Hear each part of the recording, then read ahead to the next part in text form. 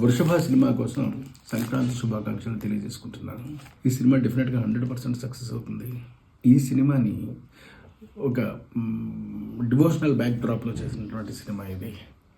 So ఓ భక్తిపరమైనటువంటిది, ఒక ముక్తిపరమైనటువంటిది, ఒక శక్తిపరమైనటువంటిది, ఇన్ని రకాలన్నీ కలిపి మన ముందుకు రాబోతోంది. వీకే మూవీస్ బ్యానర్లో చేసినటువంటి ఈ ఫిల్మ్ వృషభ అనేటటువంటి సినిమా అశ్విన్ రాజా గారు డైరెక్ట్ చేశారు. మ్యూజిక్ ఎంఎల్ రాజా గారు చేశారు.